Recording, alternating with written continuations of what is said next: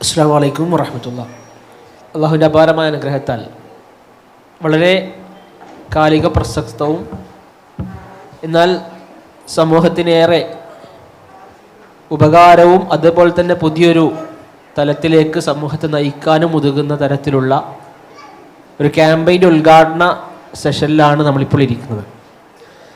ഒരു സെഷനിൽ ചില ഇൻസൈറ്റുകൾ, ചില കൃത്യമായ ബോധ്യപ്പെടുത്തലുകളാണ് ഈ ഒരു പാനൽ ഡിസ്കഷനോട് കൂടി നമ്മൾ ഉദ്ദേശിക്കുന്നത്. ഈ ഒരു സെഷനിൽ നമ്മളിപ്പോൾ പങ്കെടുക്കുന്നത് ബഹുമാനായ മുഹമ്മദ് അജ്മൽ സി, നമുക്കെല്ലാവർക്കും അറിയാവുന്ന പോലെ വിസ്ഡം യൂത്തിൻ്റെ സംസ്ഥാന പ്രവർത്തക സമിതി അംഗവും വിസ്ഡം എഡ്യൂക്കേഷൻ വിങ്ങിൻ്റെ കൺവീനർ കൂടിയാണ്. അതുപോലെ തന്നെ ഒരു പബ്ലിക് സ്പീക്കറാണ്. അതുപോലെ ഇത്തരം വിഷയങ്ങളിൽ, പ്രത്യേകിച്ച് വിദ്യാർത്ഥികൾക്കുമായി ബന്ധപ്പെട്ട വിഷയങ്ങളിലൊക്കെ ധാരാളം വിഷയങ്ങളൊക്കെ കൈകാര്യം ചെയ്യുന്ന ഒരു വ്യക്തിത്വം കൂടിയാണ്, നമുക്ക് എല്ലാവർക്കും അറിയാവുന്നതാണ്.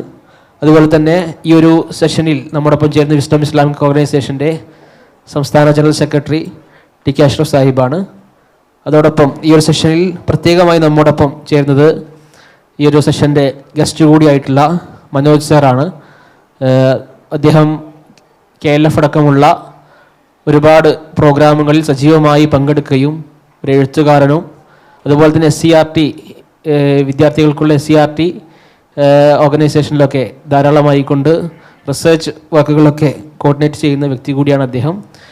ഈ 3 പേരെയും ഈ ഒരു സെഷനിലേക്ക് സ്വാഗതം ചെയ്യുന്നു. നമുക്ക് എന്തായാലും ഈ ഒരു സോഷ്യൽ മീഡിയ അഡിക്ഷൻ എന്ന് പറയുമ്പോൾ, പ്രത്യേകിച്ച് കുട്ടികൾക്കിടയിൽ ഇത്തരമൊരു വിഷയം നടക്കുന്ന സന്ദർഭത്തിൽ ഏകദേശം 5 മാസങ്ങൾക്ക് മുമ്പ് തന്നെ, 5-6 മാസങ്ങൾക്ക് മുമ്പ് തന്നെ നമ്മൾ ഈ വിഷയം ടേക്കപ്പ് ചെയ്തിട്ടുണ്ട്. അപ്പോൾ അത് മുമ്പേ ഇത്തരം വിഷയങ്ങൾ ചർച്ച ചെയ്തുകൊണ്ടിരിക്കുമ്പോൾ ഇതിനിടയിലാണ് ലോകത്തിൻ്റെ വ്യത്യസ്ത ഭാഗങ്ങളിൽ നിന്ന്, ആദ്യം ആഫ്രിക്കയിൽ ഫ്രാൻസിൽ നിന്നും അതുപോലെ തന്നെ ഇപ്പോൾ ഇന്ത്യയിലടക്കമുള്ള രാജ്യങ്ങളിൽ, സംസ്ഥാനങ്ങളിൽ നിന്നൊക്കെ ഇത്തരത്തിലുള്ള നിയമങ്ങൾ പാസ്സാക്കുന്നൊരു അവസ്ഥയുണ്ടായി. ഇന്നിപ്പോൾ ഇത് സമൂഹത്തോട് പ്രത്യേകം പറയേണ്ടതില്ലാത്ത വിധത്തിൽ, കഴിഞ്ഞ ദിവസം നമുക്ക് എല്ലാവർക്കും അറിയാം, ഒരു കാസർഗോഡ് നിന്ന് മൊബൈൽ വാങ്ങി വെച്ചതിൻ്റെ പേരിൽ ഒരു പെൺകുട്ടി ആത്മഹത്യ ചെയ്യപ്പെടുന്ന ഒരവസ്ഥ ഉണ്ടായി. ഈ ഒരു സമയത്ത് നമുക്ക് പറയാവുന്നത് സിസ്റ്റം ഫെയിൽ ഹിയർ, അല്ലേ? നമ്മുടെ ഒരു സിസ്റ്റം തന്നെ പരാജയപ്പെടുന്ന ഒരു അവസരത്തിലേക്ക് നിന്നു ഈ ഒരു അവസ്ഥ എത്തിച്ചേർന്നിട്ടുണ്ട് എന്നുള്ളതാണ്. എന്താണ് ഈ ഒരു മോട്ടീവിൻ്റെ, അല്ലെങ്കിൽ ഈ ഒരു സോഷ്യൽ മീഡിയ ഇന്ന് കുട്ടികളിൽ ഒരു പ്രശ്നമായി ഭവിക്കുന്നതിൻ്റെ ഒരു പ്രസക്തമായ കാരണമായിക്കൊണ്ട് പറയാൻ സാധിക്കുക? വളരെ പ്രസക്തമായ ഒരു വിഷയമാണ്. ഈ വലിയ ബഹളങ്ങൾ വെളിയിൽ ഇലക്ഷനും തെരഞ്ഞെടുപ്പിൻ്റെയൊക്കെ ഭാഗമായി നടക്കുമ്പോൾ നമ്മുടെ രാഷ്ട്രീയ പാർട്ടികളുടെയൊക്കെ അജണ്ടയിലേക്ക് വരേണ്ട, നമ്മുടെ രാഷ്ട്രീയ പാർട്ടികൾ, കൊയിലേഷൻസ്, മുന്നണികളൊക്കെ സത്യത്തിൽ അവരുടെ ഒരു ഇലക്ഷൻ ക്യാമ്പയിൻ്റെ ഭാഗമായിട്ട് പോലും മുന്നോട്ട് വയ്ക്കേണ്ട ഒരു ചിന്തയാണ് വിസ്ഡം സ്റ്റുഡൻസ് മുന്നോട്ട് വയ്ക്കുന്ന ഈ സോഷ്യൽ മീഡിയ അഡിക്ഷനുമായി ബന്ധപ്പെട്ട ഈ വിഷയമെന്നാണ് ഞാൻ മനസ്സിലാക്കുന്നത്. ഇവിടെ ഉന്നയിക്കപ്പെട്ട ചോദ്യം, ഞാനൊരു അധ്യാപകനാണ്, ഒരു സ്കൂളിൻ്റെ പ്രിൻസിപ്പളാണ്. കരിക്കുലം ഡെവലപ്പ് ചെയ്യുന്ന പ്രോസസ്സുമായി ബന്ധപ്പെട്ട് പങ്കെടുത്തിട്ടുള്ള ആളാണ്. അങ്ങനെ 2-3 തലങ്ങളിൽ നിന്ന് ഈ വിഷയത്തെ സമീപിക്കുമ്പോൾ എനിക്ക് തോന്നുന്നത്, നമ്മുടെ വിദ്യാഭ്യാസ പ്രക്രിയയിൽ സംഭവിക്കുന്ന ചില യൂറോ കേന്ദ്രീകൃതമായ ചില ചിന്തകളും ആശയങ്ങളുമുണ്ട്. യൂറോസെൻട്രിക്കായി നമ്മുടെ ചരിത്രത്തെ മനസ്സിലാക്കുന്നതിൽ യൂറോസെൻട്രിക്കായിട്ടുള്ള വീക്ഷണമുള്ളതുപോലെ, നമ്മുടെ ജീവിതത്തെ വായിക്കുന്നതിൽ യൂറോ കേന്ദ്രീകൃതമായ ചില സമീപനങ്ങൾ ഉള്ളതുപോലെ, സോഷ്യൽ മീഡിയയുടെയും യൂറോ കേന്ദ്രീകൃതമായ ചില സമീപനങ്ങൾ നമ്മുടെ നാട്ടിലേക്ക് ഒട്ടുമേ കസ്റ്റമൈസ് ചെയ്യപ്പെടാതെ കടന്നു വരുന്നുണ്ട്.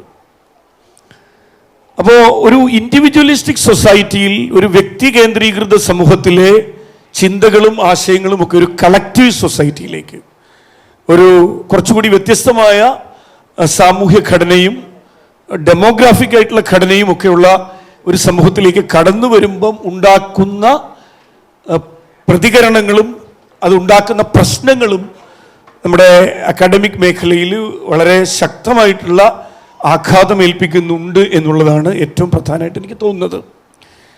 ഞാൻ കുറച്ച് വർഷങ്ങൾക്ക് മുമ്പ് US ഒരു സ്കോളർഷിപ്പ് കിട്ടി. 2014 ഒരു അനുഭവം നിങ്ങളോട് ഷെയർ ചെയ്യാം. പോകുമ്പോൾ കാലിഫോർണിയയിലെ ക്ലാർമണ്ട് എന്ന് പറഞ്ഞ സ്ഥലത്താണ്, കാലിഫോർണിയ. അവിടെ അന്ന് ഞാൻ ചെല്ലുമ്പോൾ ഒബാമയുടെ ഭരണകാലമാണ്. ആ സമയത്ത് ഈ ക്ലാർമണ്ട് എന്ന് പറയുന്ന സിറ്റിയിലെ സിറ്റി കൗൺസിൽ എല്ലാ കുട്ടികൾക്കും ടാബ്ലറ്റുകൾ കൊടുക്കാൻ തീരുമാനിച്ചു. കുറച്ച് മുൻപ് തീരുമാനിച്ചിട്ട് ഞാൻ ചെല്ലുന്ന സമയത്ത് ഈ ടാബ്ലറ്റുകൾ തിരിച്ചു വാങ്ങുകയാണ്. അപ്പോൾ ഞാൻ അന്വേഷിച്ചു എന്താണ് ഇവർ ഈ ടാബ്ലറ്റുകൾ തിരിച്ചു വാങ്ങാൻ കാരണം എന്താണെന്ന് അന്വേഷിക്കുമ്പോൾ അവരുടെ മാത്തമാറ്റിക്കൽ സ്കിൽ, ലോജിക്കൽ അനാലിസിസ്, മാത്തമാറ്റിക്സിന് വേണ്ട ലോജിക്, ഓർമ്മ, മെമ്മറി, നമ്മൾ പറയുന്ന ഇൻഡിവിജ്വൽ മെമ്മറിയും കളക്റ്റീവായിട്ടുള്ള മെമ്മറി ഉണ്ടല്ലോ. അപ്പോൾ മെമ്മറി, അവരുടെ സ്പെല്ലിംഗ്, ലാംഗ്വേജ് സ്കിൽസ്, ഇതൊക്കെ കുട്ടികളിൽ വലിയ തോതിൽ വലിയ ഇറോഷൻ, ഞാൻ ഗ്യാപ്പ് എന്നുള്ള വാക്കൊന്നുമല്ല ഉപയോഗിക്കുന്നത്, വലിയ ഇറോഷൻ സംഭവിച്ചു എന്ന് മനസ്സിലാക്കുകയും ഇവർ ഈ ടാബ്ലറ്റുകൾ തിരിച്ചു വാങ്ങിക്കൊണ്ടിരിക്കുക. ആ സമയത്താണ് ഒബാമയുടെ ഒരു ഒരു ഒരു ആശയം ആ സമയത്ത് വരുന്നുണ്ട്, ഈ ബാക്ക് ടു ബേസിക്സ് എന്ന് പറഞ്ഞ്. ബാക്ക് ടു ബേസിക്സ്, ബേസിക്സിലേക്ക് പോവുക. അങ്ങനെ അവർ ഇംഗ്ലീഷിനെയും മാത്തമാറ്റിക്സിനെയും കോമൺ കോറായി പ്രഖ്യാപിക്കുകയും എല്ലാ സബ്ജക്റ്റിൻ്റെയും ലേണിങ്ങിൻ്റെ ഭാഗമായിട്ട് ഇംഗ്ലീഷും മാത്തമാറ്റിക്സും ഉൾപ്പെടുത്തിക്കൊണ്ട് ഈ കുട്ടികളെ തിരിച്ച് ഈ പ്രോസസ്സിലേക്ക്, ബേസിക് ആയിട്ട് എഡ്യൂക്കേഷനിൽ നിന്ന് കിട്ടേണ്ടുന്ന സ്കിൽ കോമ്പോണൻസ്, അല്ല സ്കിൽ നോ കോമ്പീറ്റൻസീസോ എന്ന് നമുക്ക് പറയാവുന്ന എഴുത്തിലും വായനയിലും ഗണിതത്തിലും ഒക്കെ ഉണ്ടാവേണ്ട ആ കോമ്പീറ്റൻസീസിലേക്ക് അവരെ തിരിച്ചു കൊണ്ടുവരാൻ വേണ്ടിയിട്ടാണ് ഒബാമ ബാക്ക് ടു ബേസിക്സ് പ്രഖ്യാപിക്കുന്നത് US. സമാനമായി നമ്മളിപ്പോൾ ഇന്ത്യയിലും പ്രത്യേകിച്ച് കേരളത്തിലും ഈ ഒരു ബാക്ക് ടു ബേസിക്സ് എന്ന് പറയുന്നതിലേക്ക് പോകേണ്ട സാഹചര്യം നമ്മുടെ സ്കൂളുകളിൽ, നമ്മുടെ അക്കാദമിക് വൃത്തങ്ങളിൽ ഉണ്ട് എന്നുള്ളതാണ്. അപ്പോൾ അത് ലേണിംഗ് എൻഷുർ ചെയ്യാൻ നമുക്ക് പറ്റാത്തതിൻ്റെ വലിയ പ്രശ്നങ്ങളിൽ ഒന്ന്, ലേണിംഗ് എൻഷുർ ചെയ്യാൻ കഴിയാത്തതിൻ്റെ വലിയ പ്രശ്നങ്ങളിൽ ഒന്ന്, ഈ സ്കൂളിന് സമാന്തരമായി വേറൊരു അധോലോകം വളരുന്നുണ്ട്. പാരലൽ വേൾഡ്, അതൊരു വേറൊരു അധോലോകമാണ്. അപ്പോൾ ഇത് സ്കൂൾ സിസ്റ്റം, വിദ്യാഭ്യാസ വ്യവസ്ഥ ഇതിനെ അഡ്രസ്സ് ചെയ്യുന്നില്ല. വിദ്യാഭ്യാസ വ്യവസ്ഥ ഇഗ്നറൻ്റ് ആണിതിൽ. വിദ്യാഭ്യാസ വ്യവസ്ഥ ഈ പാരലൽ വേൾഡിനെ, ഈ വലിയ ഒരു അത് നമുക്ക് എന്താ പറയുക, നമുക്ക് നമ്മുടെ ചിന്തയിൽ, കാഴ്ചപ്പാടിൽ കാണുന്നതിനപ്പുറത്തുള്ളൊരു സമാന്തര ലോകമാണത്. അങ്ങനെ ഒരു സമാന്തര ലോകം നിർമ്മിക്കപ്പെട്ടിട്ടുണ്ട്. ഈ സമാന്തര ലോകത്തെ നമ്മുടെ school system, education system address ചെയ്യുന്നില്ല.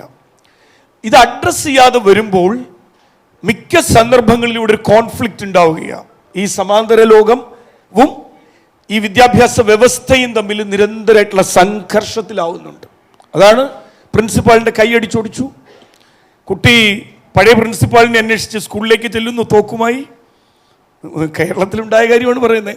ചെല്ലുന്നു, അതിന് പകരം വെടിവെച്ച് ഫാൻ താഴെ വീഴുന്നു. നമ്മുടെ നാട്ടിലുണ്ടാവുന്ന കാര്യങ്ങളാണ്. കൊറിയൻ സീരീസുകൾ, അല്ലെ മാംഗ സീരീസുകൾ, കൊറിയൻ സീരീസുകൾ കണ്ട് അഡിക്റ്റഡായി നമുക്ക് ചില ആ കുട്ടികൾ മുകളിൽ നിന്ന് താഴേക്ക് പറക്കുന്നു. അങ്ങനെയുള്ള നമ്മൾ കണ്ടുകൊണ്ടിരിക്കുന്നത്. സത്യത്തിൽ ഈ വരുന്ന വാർത്തകൾക്കൊക്കെ എത്രയോ അപ്പുറത്താണ് യഥാർത്ഥത്തിൽ റിയാലിറ്റി, അതിനൊക്കെ എത്രയോ അപ്പുറത്താണ്.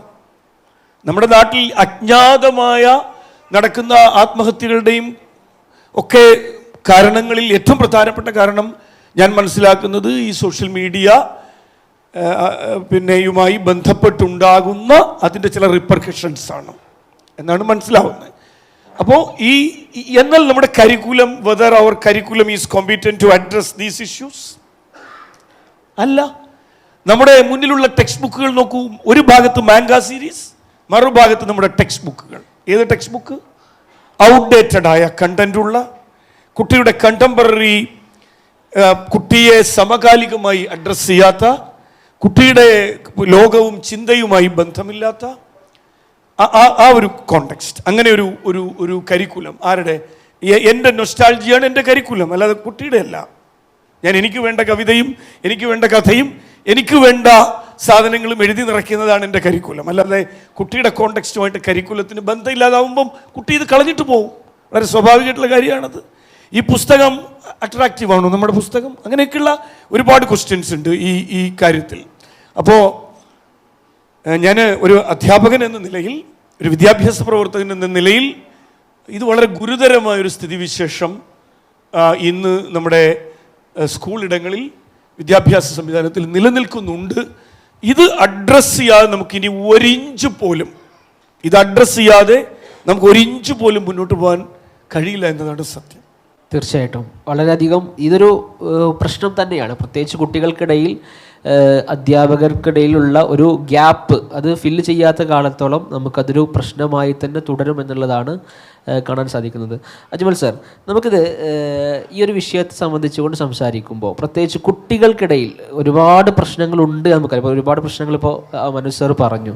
പക്ഷേ ഈ സോഷ്യൽ മീഡിയയിലേക്ക് കടന്നു വരുമ്പോൾ നമുക്ക് ഒരുപാട് അഡിക്ഷൻ അടക്കമുള്ള മറ്റ് ഒരുപാട് പ്രശ്നങ്ങൾ നമുക്ക് കാണാൻ സാധിക്കും. അപ്പോൾ കുട്ടികളെ ഇതെങ്ങനെ ബാധിക്കുന്നു എന്ന് പറയുന്നതിൽ നിന്ന് നമുക്ക് തുടങ്ങാം.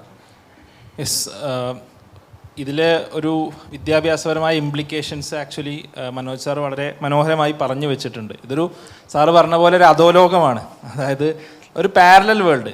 അപ്പോൾ ഞാൻ പലപ്പോഴും ആലോചിക്കാറുള്ള ഈ പാരലൽ വേൾഡ് അധോലോകത്തിൽ കുട്ടികളാണോ അതോ നമ്മളാണോ എന്നുള്ളതാണ് എന്താ പറയുക ഒരു പുതിയ കാലത്ത് ഞാൻ പലപ്പോഴും ആലോചിക്കാറുള്ളത്.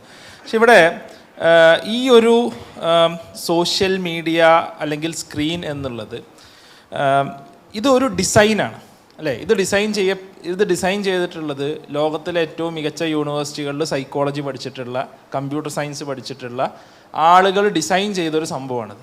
ഇതാണ് നമ്മുടെ കുട്ടികൾക്ക് റോൾ ഔട്ട് ചെയ്യുന്നത്.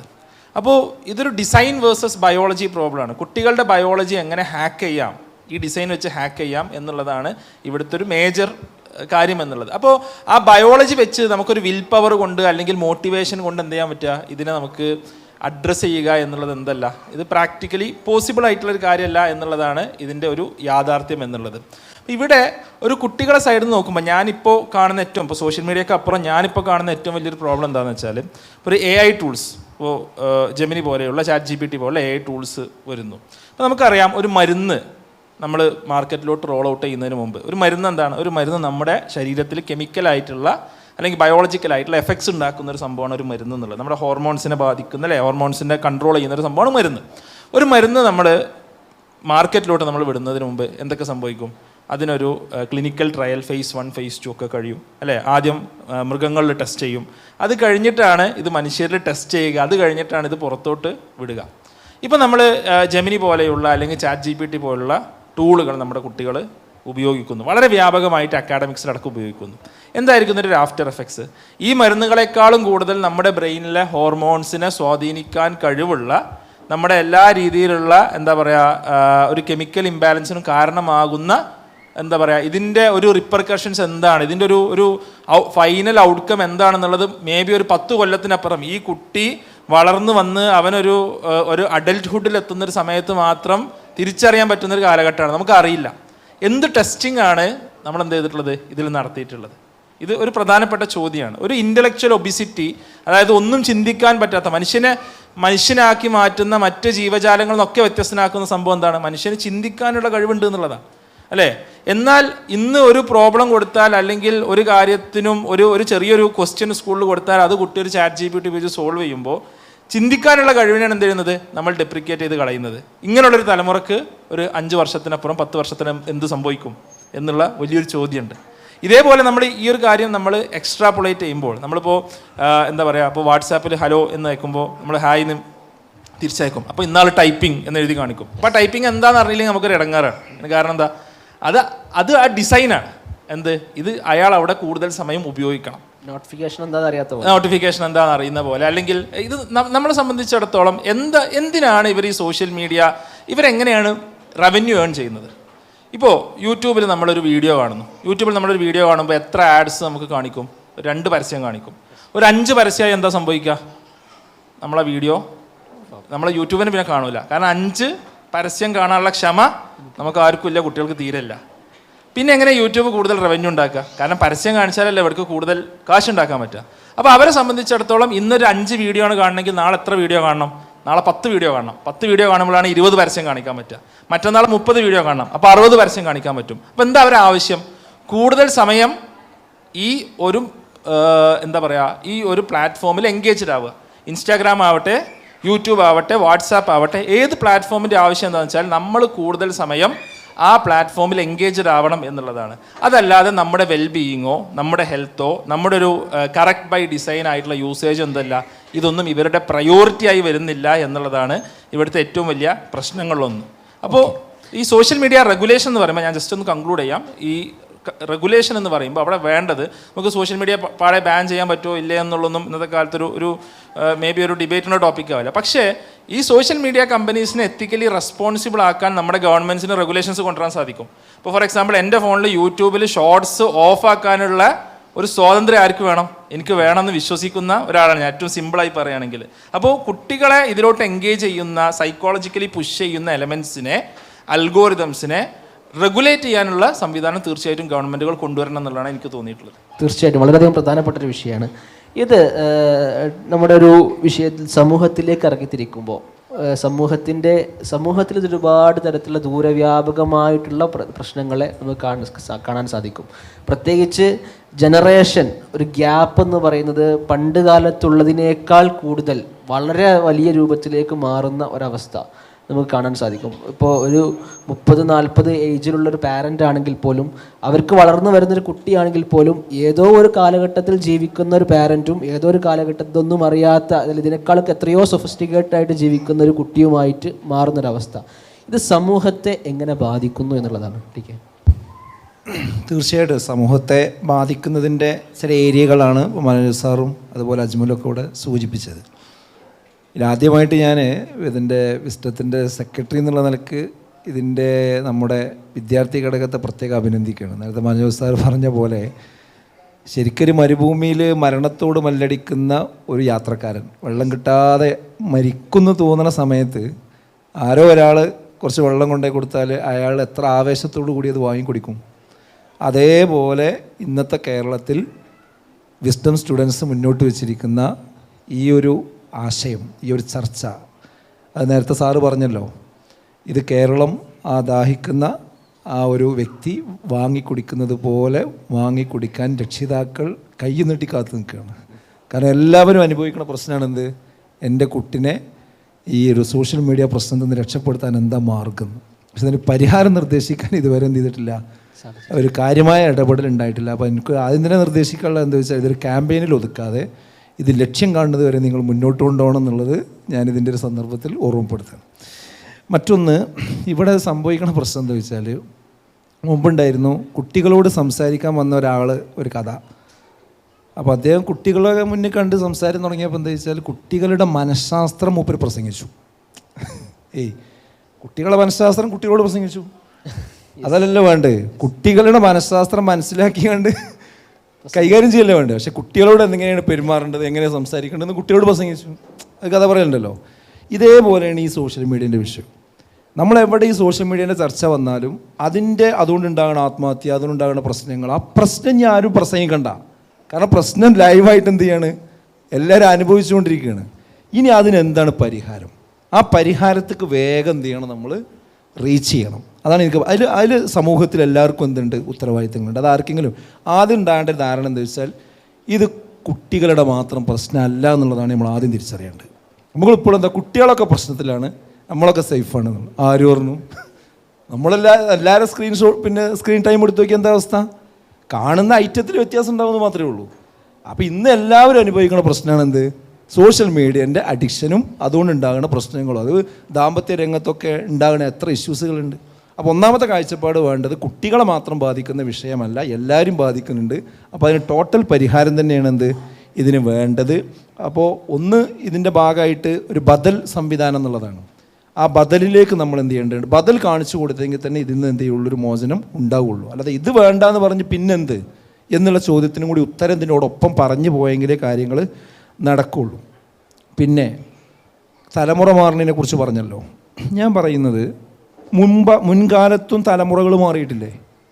മുൻകാലത്തെ ആ സംഭവങ്ങൾ നമ്മൾ അതിൻ്റെ ഹൈറാർക്കി ചരിത്രപരമായി എടുത്തു നോക്കുകയാണെങ്കിൽ അന്നത്തെ ഓരോ കണ്ടുപിടുത്തങ്ങളും അന്നത്തെ ഏറ്റവും വലുതാണ്, അന്നത്തെ ഏറ്റവും ചേഞ്ചാണത്. അപ്പോൾ ആ നിലക്ക് അന്നും എന്ത് ചെയ്തിട്ടുണ്ടാവും, നമ്മൾ കമ്പ്യൂട്ടറിലേക്ക് മാറി. കമ്പ്യൂട്ടർ പറഞ്ഞാൽ ഒരു റൂം നിറച്ചൊരു കമ്പ്യൂട്ടർ വെച്ച സമയം ഉണ്ടായിട്ടില്ലേ, ആ സാധനമാണ് ഇപ്പോൾ എന്തായത് വളരെ ചെറുതായത്. അപ്പോൾ ആ കമ്പ്യൂട്ടർ വരുന്ന കാലത്തിന് നമ്മളൊക്കെ സാക്ഷികളാണ്. ആ സമയത്ത് വലിയ കൗതുകത്തോടു കൂടിയാണ് എന്ത്, ഇപ്പോൾ റിലീജിയസ് സ്കൂൾ പറഞ്ഞൊരു പരിപാടി MSM നടത്തിയിരുന്നു. അന്ന് 20 ദിവസത്തെ ക്യാമ്പിൽ ഒരു പ്രധാനപ്പെട്ട ഹൈലൈറ്റ് ആയിരുന്നത് കമ്പ്യൂട്ടർ പഠനം ഉണ്ടായിരിക്കുന്നതാണ്. അപ്പോൾ അതിനോട് ആളുകൾ അന്ന് കാണിച്ചിരുന്നൊരു വലിയ സംഭവം കാണാനൊക്കെ വന്നിരുന്നത്. ഞാനാദ്യം കമ്പ്യൂട്ടർ ഇത് കണ്ടപ്പോൾ ഉണ്ടായ എനിക്കൊന്നും ഓർമ്മയുണ്ട്. യഥാർത്ഥത്തിൽ ഇപ്പോഴത്തെ കുട്ടികളെ സംബന്ധിച്ചിടത്തോളം അതിൻ്റെ വേറൊരു ഇതിലേക്ക് വരികയാണ്. അപ്പോൾ അത് മാറ്റങ്ങൾ എല്ലാ കാലത്തും ഉണ്ട്, അത് ഈ കാലത്തും ഉണ്ട്. പക്ഷേ ഇതിനെ നമുക്ക് കുറച്ചും കൂടി എന്ത് ചെയ്യാൻ പറ്റണം, അഡ്രസ്സ് ചെയ്യാൻ പറ്റണം എന്നുള്ളതാണ് അതിലുള്ളൊരു പ്രധാനപ്പെട്ട കാര്യം. അപ്പോൾ അതിൽ എൻ്റെ ഒരു അഭിപ്രായം എന്താണെന്ന് വെച്ചാൽ, ഈ ഉപകരണങ്ങൾക്കും കാര്യങ്ങൾക്കൊക്കെ തകരാറുണ്ട്, അതിൻ്റെ ഗുണമുണ്ടല്ലോ. ഇപ്പോൾ നമ്മളിത് ഉപയോഗിക്കുന്നത്, ഇപ്പോൾ ഞാൻ ഫോൺ ഉപയോഗിക്കണം, നമ്മളൊക്കെ ഉപയോഗിക്കുന്നുണ്ട്. ആ ഉപയോഗിക്കുന്നതിൽ നമ്മൾ നല്ലൊരു ഉപയോഗിക്കണം എന്തിനാണെന്ന് വെച്ചാൽ, നമ്മുടെ ഉത്തരവാദിത്വം, നമ്മളിപ്പോൾ സംഘടനാപരമായ ഉത്തരവാദിത്വം നിർവഹിക്കുന്നുണ്ട്, സാമൂഹ്യ ഇടപെടൽ നടത്തുന്നുണ്ട്, നമ്മൾ അധ്യാപകർ എന്നുള്ള വിദ്യാഭ്യാസ രംഗത്ത് ഇടപെടുന്നുണ്ട്, കുടുംബത്തിൻ്റെ ഇതിൻ്റെയൊക്കെ പോസിറ്റീവായ ആവശ്യത്തിനാണ് ഈ സാധനം ഉപയോഗിച്ചുകൊണ്ടിരിക്കുന്നത്. അതുകൊണ്ട് നമുക്ക് വളരെ യൂസ്ഫുള്ളാണ് ആ സാധനം. അപ്പോൾ ഈ സാധനത്തിലല്ല തകരാറ്, കാഴ്ചപ്പാടിനാണ് തകരാറ്, മനുഷ്യൻ്റെ ജീവിത വീക്ഷണത്തിനാണ് തകരാറ്. ആ വീക്ഷണത്തെ ശരിയാക്കി, നാട്ട ശരിയായാലേ നിഴൽ ശരിയാവുള്ളൂ. ഈ നാട്ട റെഡിയായി നിന്നാൽ നിഴൽ ശരിയാവും. അപ്പോൾ ഈ ജീവിത വീക്ഷണം ശരിയാക്കി കൊടുക്കുക എന്നുള്ളതാണ് എന്ത് പ്രധാനം. അപ്പോൾ ഞാനൊരു എക്സാമ്പിൾ പറയാം. ഇപ്പോൾ നമ്മൾ ഇങ്ങനെ ഓരോ പുതിയ കാലത്ത് ഓരോ പ്രശ്നങ്ങൾ വരുന്നു, അപ്പോൾ പുതിയ പരിഹാരങ്ങൾ ഉണ്ടാകണം എന്നാണ് ആളുകൾ എന്ത് ചെയ്യണത്, ആഗ്രഹിക്കുന്നത്. ഇതിപ്പോൾ വിസ്ഡം സ്റ്റുഡൻസ് ആണല്ലോ ഈ പരിപാടി സംഘടിപ്പിക്കുന്നത്. അപ്പോൾ നമുക്കതിൽ പറയാവുന്നൊരു സാധനം എന്താ വെച്ചാൽ, ഇപ്പോൾ എപ്സ്റ്റീൻ ഫയൽസ് ചർച്ച ചെയ്യണമല്ലോ, ആർക്കും അറിയാത്തില്ലല്ലോ. എന്താ വിഷയം, എന്താ അതിൻ്റെ കോർ ഇഷ്യൂ? ഇത്രയും വലിയ സെലിബ്രിറ്റികളും രാജ്യനായകന്മാരും ലോകത്തറിയപ്പെടുന്ന വ്യക്തികളൊക്കെ പുരോഗമിച്ച് ഒരുപാട് സ്ഥലത്ത് എത്തിയിട്ടും അവർക്ക് സന്തോഷവും സമാധാനവും കിട്ടാൻ അവർ അവസാനം എത്തിയത് 3 കാര്യത്തിലേക്കാണ്. ഒന്ന് വിമൺ, അല്ലേ, പ്രായമാകാത്ത പെൺകുട്ടികളെയും ആൺകുട്ടികളെയും പീഡിപ്പിക്കുന്ന അവസ്ഥയ്ക്കാണ് എന്ത്, അതിനുള്ള ദ്വീപ് ഉണ്ടാക്കിയത്, അല്ലേ. പിന്നെ ഒന്ന് പിന്നെ മദ്യം, ലഹരി, അല്ലേ, അതിലല്ലേ അവസാനം അവരെത്തിയത്. പിന്നെ ഒന്നെന്താണ്, അധികാരം. അത് എപ്സ്റ്റീൻ ഫയലിൽ വെച്ചുകൊണ്ടാണല്ലോ ഇവിടുത്തെ അധികാര സംഗതികളിലൊക്കെ വലിയ ഇതുണ്ടായത്. ഈ 3 സംഗതിയാണ്. 3W. ഈ 3W നമ്മൾ ചരിത്രത്തിൽ എവിടെ കേട്ട് 6-ാം നൂറ്റാണ്ടിലാണ്, അല്ലേ. 6-ാം നൂറ്റാണ്ടിൽ ഇരുണ്ട യുഗം എന്ന് പറയുന്നത് ഈ 3W ആയിരുന്നു. വാർ, വൈൻ, വിമൺ. ഇതിൽ അഭിരമിച്ചൊരു ലോകമായിരുന്നു അന്നുണ്ടായിരുന്നത്. ആ ലോകത്തെ മാറ്റിയിട്ടുണ്ട്. അവരെ മാറ്റി 23 കൊല്ലം കൊണ്ടാണെന്ത്, പ്രവാചകൻ സല്ലല്ലാഹു അലൈഹി വസല്ലമ ഉത്തമമായൊരു തലമുറയായിട്ട് മാറ്റിയെടുത്തത്, അല്ലേ. അതിനുപയോഗിച്ചൊരു ആയുധം എന്താ വെച്ചാൽ, മനുഷ്യനെ സൃഷ്ടിച്ച സ്രഷ്ടാവിൻ്റെ ഒരു മാർഗനിർദ്ദേശമുണ്ട്. ഇപ്പോൾ ഈ ഫോണ് അല്ല ഈ മൈക്ക് കേട് വന്നാൽ ഈ മൈക്കിൻ്റെ പിന്നെ മാനുഫാക്ചേഴ്സ് ഉണ്ട്. ആ മാനുഫാക്ചേഴ്സ് പറയുന്ന നിർദ്ദേശം അനുസരിച്ചുകൊണ്ട് നേരാക്കിയാലേ ഈ മൈക്ക് എന്ത് ചെയ്യുള്ളൂ, നേരാകുള്ളൂ. സമന്വയുക്തിയല്ലേ. അതേപോലെ മനുഷ്യൻ ഒരു ഫാക്ടറി നിർമ്മിക്കപ്പെട്ടതല്ല, മനുഷ്യനെ സൃഷ്ടിക്കപ്പെട്ടതാണ്. അപ്പോൾ ആ സ്രഷ്ടാവിൻ്റെ മാർഗനിർദ്ദേശത്തിലേക്ക് മനുഷ്യന്മാർ മടങ്ങി ശരിയായ ജീവിത വീക്ഷണം ഉണ്ടായിക്കഴിഞ്ഞാൽ ഈ ഉപകരണങ്ങളെ, AI സംവിധാനങ്ങളെ ഒക്കെ എന്ത് ചെയ്യും, മനുഷ്യൻ നന്മക്ക് വേണ്ടി പ്രയോജനപ്പെടുത്തും, അവർ ഈ സമൂഹത്തെ മാറ്റാൻ വേണ്ടി പ്രയോജനപ്പെടുത്തും. അപ്പോൾ ഉപകരണങ്ങളിൽ മാറ്റം വരുത്തുന്നതിന് പകരം ഈ ഉപകരണങ്ങൾ ഉപയോഗിക്കുന്ന മനുഷ്യൻ്റെ മനോഭാവത്തിൽ മാറ്റം വരുത്തണം. അവിടെ എല്ലാവർക്കും എന്തുണ്ട്, ഇടപെടാൻ കഴിയണം. അതിൽ രക്ഷിതാക്കൾക്ക് ഇടപെടാൻ കഴിയണം, അതേപോലെ അധ്യാപകർക്ക് ഇടപെടാൻ കഴിയണം, മാധ്യമങ്ങൾക്ക് ഇടപെടാൻ കഴിയണം. നേരത്തെ മനോജ് സാറ് പറഞ്ഞതുപോലെ ഭരണകൂടത്തിന് ഇതിലെന്തുണ്ട്, ഇടപെടാൻ സാധിക്കും. അങ്ങനെ എല്ലാവരുടെയും കലക്റ്റീവായ ഇടപെടൽ ഉണ്ടാകുമ്പോഴാണ് ഈ വിഷയത്തിന് എന്തുണ്ടാക്കുക, ഒരു പരിഹാരം ഉണ്ടാക്കി വരുള്ളൂ. തീർച്ചയായിട്ടും നേരത്തെ സൂചിപ്പിച്ച പോലെ ഒരു കൃത്യമായ ഒരു മോറൽ, ഒരു ധാർമ്മികതയിലേക്ക് എത്തിക്കഴിഞ്ഞാൽ, അത് വിശേഷബുദ്ധി അനുസരിച്ച് എന്താണ് ശരി തെറ്റി എന്ന് ബോധ്യപ്പെട്ട് അതനുസരിച്ച് ജീവിക്കാൻ നമ്മൾ തയ്യാറായി കഴിഞ്ഞാൽ ഇതൊരു മാറ്റത്തിന് തുടക്കമാകും എന്നുള്ളത് തന്നെയാണ്. മനോജ് സർ, നമ്മളിവിടെ നേരത്തെ സൂചിപ്പിച്ചു അധ്യാപകർ ഈ ഒരു വിഷയത്തിൽ ഒരുപാട് പ്രയാസങ്ങളും പ്രതിസന്ധികളും അനുഭവിക്കുന്നുണ്ട് എന്നുള്ളത് തന്നെയാണ്. അപ്പോൾ ആ ഒരു പ്രതിസന്ധികളിലേക്ക് എത്തുമ്പോൾ പലപ്പോഴും ഇന്നത്തെ പുതിയ കാലത്തെ കുട്ടികളെ അഡ്രസ്സ് ചെയ്യുന്ന വിഷയത്തിൽ അധ്യാപകർ പരാജയപ്പെടുന്നു. പ്രത്യേകിച്ച് ഇത്തരം വിഷയങ്ങളിൽ ഇന്നലത്തെ സിലബസിനെ ഇന്നത്തെ അധ്യാപകർ നാളേക്കുള്ള സ്റ്റുഡൻസിന് വേണ്ടി പഠിപ്പിക്കുന്നു എന്നൊക്കെയാണ് നമ്മൾ പറയാറുള്ളത്. അപ്പോൾ അത്തരം ഒരു വിഷയത്തിൽ എന്താണ് ഒരു പരാജയപ്പെടുന്നു എന്നുള്ളത് തന്നെയാണോ നോക്കി കാണാൻ സാധിക്കുന്നത്? അല്ല, ഞാനതിൽ അധ്യാപകർ മാത്രമല്ലല്ലോ പരാജയപ്പെടുന്നു, ഒരു സിസ്റ്റം, ഒരു സൊസൈറ്റി ആകെ പരാജയപ്പെടുകയാണ്, സമൂഹമാകെ പരാജയപ്പെടുകയാണ്. സ്വാഭാവികമായും സമൂഹത്തിൻ്റെ ഭാഗം എന്ന നിലയിൽ അധ്യാപകരും പരാജയപ്പെടുന്നുണ്ട്. പക്ഷേ അധ്യാപകരുടെ പരാജയം അത് വലിയ പരാജയമാണ്. കാരണം അധ്യാപകർ പരാജയപ്പെടുമ്പോൾ പരാജയപ്പെടുന്നത് ഇല്ലാതാക്കപ്പെടുന്നത് ഒരു സൊസൈറ്റിയാണ്, ഒരു തലമുറയാണ്. അപ്പോൾ ബാക്കിയുള്ളവരുടെ പരാജയം പോലെ നമുക്ക് ടീച്ചേഴ്സിൻ്റെ പരാജയത്തെയോ പരിമിതിയോ നമുക്കങ്ങനെ ലളിതവൽക്കരിക്കാൻ കഴിയില്ല. കാരണം അവരുടെ പരാജയം ഒരു ജനറേഷൻ്റെയും ഒരു സംസ്കാരത്തിൻ്റെയും പരാജയമായി മാറും എന്നുള്ളതിന് ചരിത്രത്തിൽ ഒരുപാട് എക്സാമ്പിൾസ് ഉണ്ട്, നമുക്ക് ഒരുപാട് ഉദാഹരണങ്ങളുണ്ട്. ഞാൻ മനസ്സിലാക്കുന്ന ഒരു കാര്യം ഇതിൽ നമുക്കിപ്പോൾ സോഷ്യൽ മീഡിയ മാത്രം നമ്മൾ മാറ്റി നിർത്തി കാണണം എന്ന് എനിക്ക് തോന്നുന്നില്ല. കാരണം ഈ സമീപകാലത്തായി വന്നുകൊണ്ടിരിക്കുന്ന അതിൻ്റെ ഒരു സുംബ ഡാൻസിൻ്റെ ഒരു കമൻറ്റ് നടത്തിയതിൻ്റെ പേരിൽ സസ്പെൻഷനിലായ ആളാണ് എൻ്റെ ഇടതുവശത്തിരിക്കുന്ന വ്യക്തി.